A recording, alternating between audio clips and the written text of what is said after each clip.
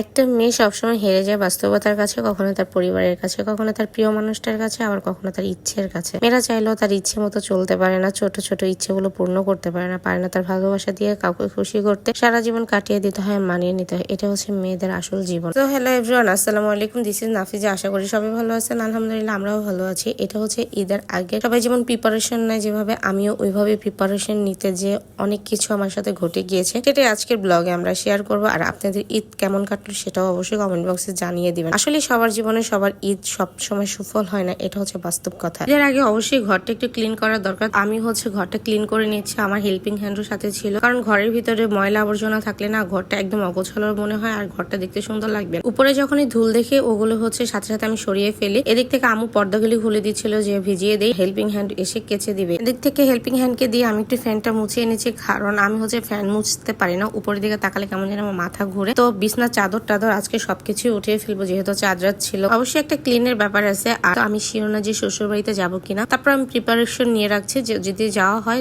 জানি সবকিছু একদম গুছালো ভাবে আমি যেতে পারি। ঈদের বাজার টাজার সবকিছু একসাথে গুছিয়ে নিচ্ছি, যেন ঈদের পরে কোনো কিছুই যেন প্যারা না লাগে, যেটা আমার আম্মু অলওয়েজ বি করে। আম্মুর কাছ থেকে আমার একটা শিক্ষণীয়। আর অনেকেই যে বলেন আমি রেস্টুরেন্টে খেতে যে অনেক কিছু করি, শ্বশুর বাড়িতে যাই না, এটা করি না সেটা করি না। শুনেন, আপনাদের উদ্দেশ্য বলতেছে, শ্বশুর বাড়ি আমি যখন যাবো না যাবো সেটা আপনাদেরকে আমি জিজ্ঞাসা করবো না। আর আমি যদি কখনো কোনো কিছু নিয়ে শো অফ করতাম, সেটা হচ্ছে তখন বলতে পারতেন। আমি কখনো কোনো কিছু নিয়ে এখন পর্যন্ত কোনো ভিডিওতে কোনোদিনও শো অফ করিনি, এটা কেউ বলতে পারবে না। আমার লাইফ, আমার ডিসিশন। সো আমার কোনো পার্সোনাল বিষয় নিয়ে আপনাদের যদি কথা বলতে ইচ্ছে করে, আমার সামনে এসে কথা বলবেন, পিছনে বসে কথা বলবেন না, এন্ড ক্লিক লাগাবেন না। এই জিনিসগুলো আমার খুবই অপছন্দনীয়। আর শো অফ যে বলে না, শো অফ আমার কি দেখেছেন? আমি লাইফে কোনো কিছু এমন কিছু ভিডিওতে আনি নাই যে শো অফ আপনাদের কাছে মনে হবে। আপনাদের টাকা আছে, আপনারা রেস্টুরেন্টে খেতে যাবেন, আপনাদের টাকা আছে, আপনারা ঘুরতে যাবেন না, এটা হচ্ছে আপনাদের পার্সোনাল ম্যাটার। আমার টাকা নাই, তারপর আমার ঘোরাফেরা পছন্দ, আমার রেস্টুরেন্টে যেতে হবে, আমার খেতে হবে, এটা হচ্ছে আমার লাইফ। কিন্তু আমার লাইফে ইন্টারফেয়ার করার মতন আপনাদের কোনো রাইট নেই। এগুলো নিয়ে সমালোচনা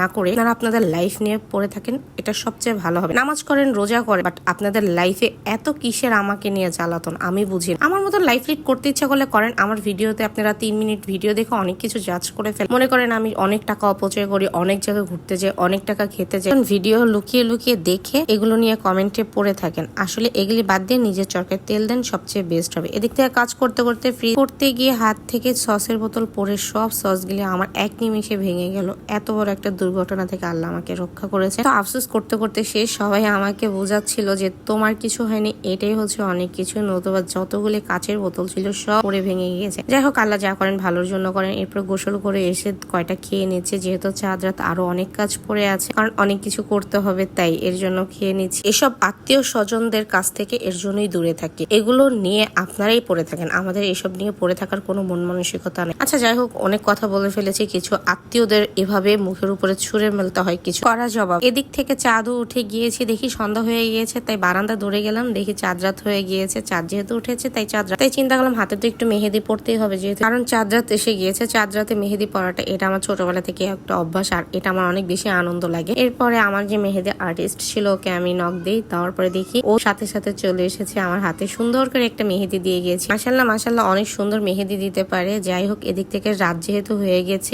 ঈদের দিনের জন্য আমি গরুর মাংস বসিয়ে দিয়েছি। এদিক থেকে হাত থেকে মেহেদিটাও আমি উঠিয়ে নিলাম, কারণ মেহেদি যেহেতু উঠে গিয়েছে তাই আমি চিন্তা করলাম একটু উঠিয়েই নিই একেবারে। আর কালারটা মাশাল্লাহ অনেক বেশি সুন্দর এসেছে। এটা হচ্ছে ঈদের দিনের ভিডিও, আমি সবকিছু ভিডিওতে আনি না, একবারই বলেছি। ঈদের দিন সর্বপ্রথম কোরবানির মাংসটাই আমি বসিয়ে দিয়েছি। আর রাতের বেলা আমাদের ডিসিশন হলো যে আমরা শ্বশুর বাড়িতে যাবো। আর আমাদের মূলত চট্টগ্রামে যাওয়া হয় না, আমার ছোট বাবুটার জন্য। আলিশ বা একেবারে জার্নি করতে পারে না, আর এই জার্নিটা করার পরে যে এক্সপিরিয়েন্স হইলো সেটা হচ্ছে আমি শেয়ার করতেছি। এরপর আমাদের 4টা বাজে পাইলট আঙ্কেল চলে এসেছে, যে আমাদের মানে হচ্ছে গাড়ি চালিয়ে নিয়ে যাবে। আমরা 4টা বাজে রওনা দিয়েছি, আর রাস্তা এতটা ফাঁকা ছিল যে আমরা 7:30টার মধ্যে চট্টগ্রাম গিয়ে পৌঁছেছি। কিন্তু আমাদের দুঃখের ব্যাপার হচ্ছে যে আমরা বেশিক্ষণ ছিলাম, 11টা বাজে আবার সেই চট্টগ্রাম থেকে ব্যাক করেছি, কারণ আলিশবাদ যে এতটা অসুস্থ হয়ে পড়েছে আর এত কান্নাকাটি করেছে, যার জন্য আমি ওরে নিয়ে লং জার্নি কখনোই করতে পারি না। আপনারা যারা বলেন না শ্বশুর বাড়িতে কেন ঈদ করি না, কেন যাই না, এর জন্যই আমার যাওয়া হয় না। আমার মেয়েটা বড় হোক, তখন দেখতে পারবেন যে শ্বশুর বাড়িতে যাই না যাই। আপনাদের ইচ্ছা করে, আমার ইচ্ছা করে, আপনারা উল্টা পাল্টা মন্তব্য নিয়ে সবসময় বসে থাকেন। আপনাদেরকে আমি বলছি, নেক্সট টাইম কখনো কিছু বলার আগে ভেবে চিন্তা কথা বল। যেহেতু আমার বাচ্চা ছোট, আমার সবকিছু চিন্তা ভাবনা সবকিছু করি, এক জায়গায় রওনা দিতে হয়। একটা জায়গায় গেলে যদি আমি 2-4-5 দিন বেড়াতেই না পারি, তাহলে